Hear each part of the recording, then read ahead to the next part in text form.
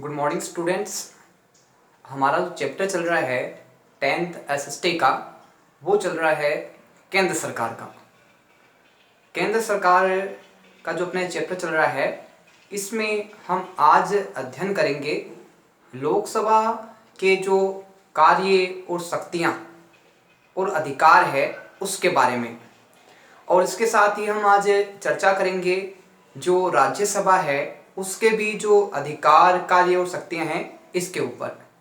तो आज का जो हमारा बिंदु है सबसे पहले वो है लोकसभा की शक्तियां, अधिकार एवं कार्यों पर, जिसका प्रथम बिंदु है उसका अध्ययन हम प्रीवियस वीडियो में कर चुके हैं और आगे हम इसके जो बिंदु बचे हुए हैं उसके ऊपर हम आज विस्तार से चर्चा और विस्तार से अध्ययन करेंगे। तो आज का जो सबसे पहला बिंदु है अपना वो है वित्तीय शक्ति। वित्तीय शक्ति का संबंध आर्थिक स्थिति से होता है और आर्थिक स्थिति जो देश की प्रमुख रूप से किस प्रकार रख रखाव होता है, उसका आय व्यय होता है, नियंत्रण रहता है, उसमें लोकसभा है उसकी भागीदारी किस प्रकार से रहती है, इसके ऊपर हम वित्तीय शक्ति के ऊपर विचार करेंगे। सबसे पहले बात आती है वित्तीय शक्तियां लोकसभा को दी गई है। हम बात करें संसद के सदन लोकसभा और राज्यसभा की, तो जो वित्तीय शक्तियां हैं उसमें जो ज़्यादा अगर महत्वपूर्ण माना जाए, शक्तिशाली माना जाए दोनों सदनों में से, तो लोकसभा को अधिक शक्तिशाली माना गया है, अधिक शक्तियां प्रदान की गई है। और एक प्रकार से कहा जाए तो वित्तीय जो शक्तियां हैं उस पर लोकसभा का नियंत्रण है वो अधिक रहता है राज्यसभा के मुकाबले। धन विधेयक लोकसभा में प्रस्तुत किए जा सकते हैं। हमने बात की थी पहले भी। सबसे पहले बात आती है धन विधेयक किसे कहते हैं। धन विधेयक है वो किसे कहते हैं, तो ध्यान रखना किसी कर को लगाना, हटाना या उसमें परिवर्तन कर देना प्रमुखतः धन विधेयक में आता है। और धन विधेयक हैं वो पहले लोकसभा में ही प्रस्तुत किए जाते हैं। धन विधेयक है वो सबसे पहले कहाँ प्रस्तुत किए जाएंगे, दोनों सदनों में से लोकसभा में प्रस्तुत किए जाते हैं। आगे बात आती है लोकसभा में पारित होने पर राज्यसभा में भेजे जाएंगे। जब धन विधेयक है लोकसभा में सहमति से जब पारित हो जाते हैं तो पारित होने के बाद जो विधेयक है, जो प्रस्ताव है, जो बिल है, उसको कहाँ भेजा जाएगा, दूसरे सदन में। किसमें भेजा जाएगा, दूसरे सदन में। यानी लोकसभा में तो उसको पारित कर दिया गया सदस्यों ने, लेकिन सिर्फ ये नहीं, लोकसभा में पारित होने पर ही वो विधेयक है वो कानून बन जाएगा। उसको लोकसभा में पारित होने के बाद कहाँ भेजा जाएगा, राज्यसभा में उस विधेयक को, उस बिल को भेजा जाएगा सहमति के लिए। राज्यसभा विधेयक में संशोधन का सुझाव दे सकती है।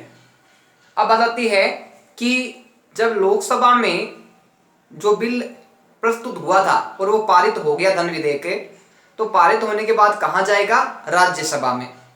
राज्यसभा है उस बिल पे, उस प्रस्ताव पे विचार करेगी और उसके बाद है वो लोकसभा को वापस भेज देगी।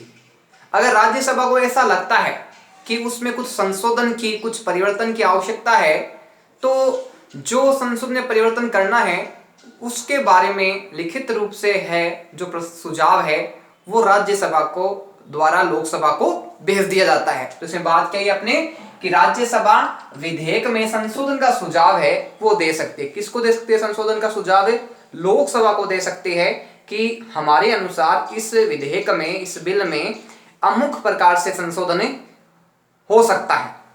आगे बात आती है राज्यसभा के विचार मानने के लिए लोकसभा बाध्य नहीं है। यहां सबसे प्रमुख बात आती है, सबसे महत्वपूर्ण बात आती है कि जब विधेयक पर विचार करने के बाद राज्यसभा ने बोला कि इसमें कुछ संशोधन की आवश्यकता है, वो सुझाव दे रही है राज्यसभा लोकसभा को, तो राज्यसभा ने जो विचार दिया, जो सुझाव दिया उस विधेयक के संबंध में संशोधन के लिए, लोकसभा उस संशोधन को मानने के लिए बाध्य नहीं है, यानी मजबूर नहीं है प्रतिबंधित नहीं है कि राज्यसभा ने जो विचार दिया उसको मानना जरूरी है। तो ध्यान रखना कि राज्यसभा है वो इसमें कम महत्वपूर्ण दिखती है लोकसभा की तुलना में। आगे बताती है कार्यपालिका पर नियंत्रण की शक्ति। हम देखते हैं लोकसभा की शक्तियों के अंतर्गत है कि प्रमुख रूप से क्या है कि संसद है वो किस पे नियंत्रण रखती है। तो ध्यान रखना कि कार्यपालिका पर नियंत्रण है वो संसद के द्वारा रखा जाता है। आगे बात आती है भारत में संसदात्मक व्यवस्था अपनाई गई है। हम देखते हैं कि प्रमुखतः दो प्रकार की शासन व्यवस्था है वो पाई जाती है या देखने को मिलती है। कौन सी? एक तो संसदात्मक व्यवस्था और एक अध्यक्षात्मक शासन व्यवस्था। अगर बात की जाए कि भारत में कौन सी जो शासन व्यवस्था है वो अपनाई जाती है या कार्यरत है, तो ध्यान रखना भारत में संसदात्मक व्यवस्था अपनाई गई है। संसदात्मक व्यवस्था में राष्ट्रपति है वो नाम मात्र का होता है, जबकि वास्तविक जो प्रधान होते हैं प्रधानमंत्री और उसकी मंत्रिपरिषद होती है जो कार्य करती है। आगे बताती है संघीय कार्यपालिका संसद के प्रति उत्तरदायी है। संघीय कार्यपालिका है जिसमें प्रधानमंत्री और उसकी मंत्रिपरिषद आती है, वो किसके प्रति उत्तरदायी है, किसके प्रति जवाबदेह है। तो ध्यान रखना कि संघीय कार्यपालिका है वो संसद के प्रति उत्तरदायी है। संसद को हमें व्यवस्थापिका भी कहते हैं, विधायिका भी कहते हैं। तो ध्यान रखना कि जो संघीय कार्यपालिका है, जो केंद्र सरकार की कार्यपालिका है, वो किसके प्रति अपने प्रत्येक कार्य के लिए जवाबदेह या उत्तरदायी है। तो ध्यान रखना संसद के प्रति यानी व्यवस्थापिका के प्रति ये उत्तरदायी रहती है। मंत्रिमंडल का अस्तित्व लोकसभा पर निर्भर। अब बात आती है कि जो मंत्रिमंडल का जो अस्तित्व है वो किस पे निर्भर करता है। तो ध्यान रखना मंत्रिमंडल का जो अस्तित्व है, जो विश्वास है, वो लोकसभा पर निर्भर कर देता है। जब तक मंत्रिमंडल है उसको लोकसभा उस पर विश्वास करती है तब तक तो उसका स्थायित्व रहता है। लेकिन जब लोकसभा का जो विश्वास है वो मंत्रिमंडल से हट जाता है किसी भी कारणवश से, तो मंत्रिमंडल है उसको त्यागपत्र देना पड़ता है। क्या देना पड़ता है? त्यागपत्र देना पड़ता है। और प्रधानमंत्री के द्वारा त्यागपत्र देने पे जो मंत्रिमंडल है वो स्वतः ही क्या है, समाप्त हो जाता है। तो ध्यान रखना यहाँ प्रमुख बात आती है कि व्यवस्थापिका है वो कार्यपालिका पर नियंत्रण रखती है और व्यवस्थापिका को संसद कहा जाता है। और भारत में कौन सी व्यवस्था अपनाई गई है? संसदात्मक व्यवस्था है वो भारत में अपनाई गई है। आगे बात आती है संविधान संशोधन की। जो हमारा आगे का महत्वपूर्ण बिंदु है वो है संविधान संशोधन। हम देखते हैं कि समय के साथ साथ आवश्यकताओं के साथ साथ हर वस्तु में, हर चीज में, हर पद्धतियों सिद्धांत में परिवर्तन होते हैं और इसी प्रकार जो परिवर्तन है वो हमारे संविधान में भी देखने को मिलते हैं। और हम बात करें कि अब तक संविधान में कितने संशोधन लगभग हो चुके हैं, तो 126 संशोधन है वो संविधान में अब तक हो चुके हैं। जो 126 में जो संशोधन था वो आरक्षण की व्यवस्था का था, जिसके तहत 25 जनवरी 2030 तक आरक्षण की व्यवस्था को बढ़ा दिया गया है। आगे बात करते हैं संविधान संशोधन।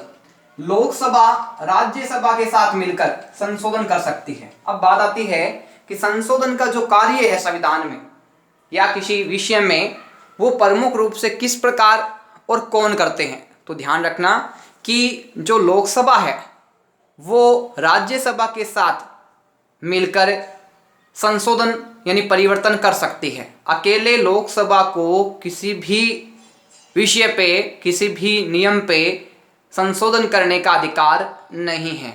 लोकसभा और राज्यसभा यानी संसद के अंग मिलके ही किसी विषय पे, किसी नियम पे, किसी सिद्धांत में परिवर्तन कर सकते हैं। एक सदन को किसी भी प्रकार से परिवर्तन करने का अधिकार है वो नहीं दिया गया है। आगे बात आती है कि संविधान में ये संशोधन होते हैं ये प्रमुखतः कौन से अनुच्छेद के अनुसार किए जाते हैं। तो ध्यान रखना कि संविधान में जो संशोधन होते हैं वो अनुच्छेद 368 के अनुसार होते हैं। ध्यान रखना, याद रखने योग्य बात है कि संविधान में जो संशोधन होते हैं वो कौन से अनुच्छेद के अनुसार संविधान में संशोधन किए जा सकते हैं? अनुच्छेद 368 के अनुसार। कौन से अनुच्छेद के अनुसार? अनुच्छेद 368 के अनुसार संविधान में संशोधन किए जा सकते हैं। आगे बात आती है संशोधन का कार्य संसद द्वारा किया जाता है। जैसे हमने पहले अभी बात की कि संशोधन का जो कार्य है, संविधान में संशोधन करने का कार्य है, वो प्रमुखतः किसके द्वारा किया जाता है। हमने बात की थी एक सदन के द्वारा ऐसा नहीं किया जा सकता, इसलिए लोकसभा और राज्यसभा ये मिलके, जिसे हम संसद के अंग कहते हैं, इनके द्वारा क्या है संविधान में संशोधन किया जा सकता है। और हमने एक बात पहले भी की थी कि संसद का अभिन्न कौन सा होता है, राष्ट्रपति। संसद का अभिन्न यानी महत्वपूर्ण जो अंग है वो कौन सा होता है, राष्ट्रपति। लोकसभा, राज्यसभा और राष्ट्रपति ये तीनों है संसद के अंग माने गए हैं। लोकसभा और राज्यसभा के द्वारा जब किसी संविधान में विषय में संशोधन कर दिया जाता है, उसके बाद लोकसभा और राज्यसभा से ये पारित होने के बाद किसके पास भेजे जाते हैं, राष्ट्रपति के पास में। और राष्ट्रपति की अनुमति के बाद में ही क्या है, इनमें संशोधन और परिवर्तन किए जा सकते हैं, उनके हस्ताक्षर होने आवश्यक बताए गए हैं। आगे बात आती है निर्वाचक मंडल के रूप में, यानी जो लोकसभा है वो किस किस के निर्वाचन में प्रमुखतः भाग लेती है, और इसके साथ साथ लोकसभा कौन से सदस्य हैं वो किसके निर्वाचन में भाग नहीं लेते, इसके बारे में हम विस्तार से चर्चा और विस्तार से अध्ययन करेंगे। तो सबसे पहले बात आती है लोकसभा द्वारा निर्वाचन का जो वर्णन है वो कौन से अनुच्छेद में किया गया है। तो ध्यान रखना, लोकसभा द्वारा जो निर्वाचन है उसका जो वर्णन है वो अनुच्छेद 54, कौन से 54 में प्रमुखतः स्पष्ट वर्णन इस बात का किया गया है। आगे बात आती है लोकसभा के निर्वाचित सदस्यों द्वारा राष्ट्रपति का निर्वाचन। अब बात आती है कि राष्ट्रपति के निर्वाचन में लोकसभा के कौन से सदस्य भाग लेते हैं। ध्यान रखना कि लोकसभा के निर्वाचन कौन से सदस्य हैं वो राष्ट्रपति के निर्वाचन में भाग लेते हैं। तो ध्यान रखना लोकसभा के दो प्रकार के सदस्य में देखने को मिलते हैं, निर्वाचित और मनोनीत।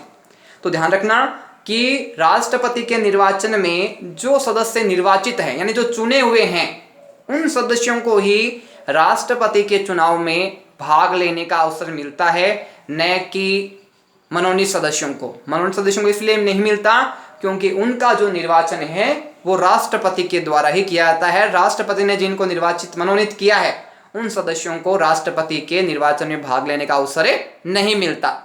आगे बात आती है कि लोकसभा के निर्वाचित व मनोनीत सदस्य उपराष्ट्रपति का निर्वाचन में भाग लेते हैं। अब बात आती है, हमने बात करी राष्ट्रपति की, राष्ट्रपति में तो क्या है निर्वाचन में सिर्फ जो निर्वाचित सदस्य हैं वो भाग लेते हैं, लेकिन हम इनकी बात करें उपराष्ट्रपति की, तो उपराष्ट्रपति के निर्वाचन में जो मनोनीत सदस्य हैं और जो निर्वाचित सदस्य हैं उन दोनों सदस्यों को चुनाव में भाग लेने का अवसर मिलता है और उपराष्ट्रपति का चुनाव करते हैं।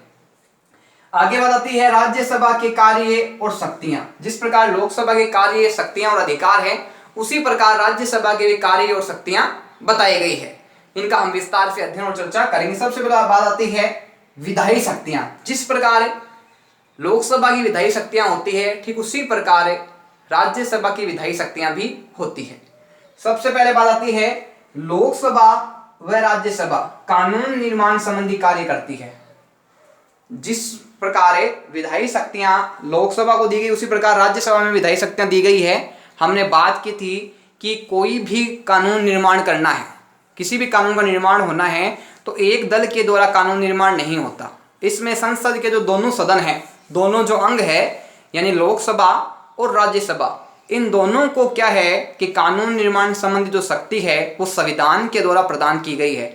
यानी इन संसद के द्वारा ही कानून निर्माण का कार्य किया जाता है, जिसमें लोकसभा और राज्यसभा दोनों मिलकर कानून निर्माण का कार्य करती है। और राष्ट्रपति के हस्ताक्षर के बाद में कोई भी बिल या विधेयक है वो किसका रूप लेता है, कानून का रूप लेता है।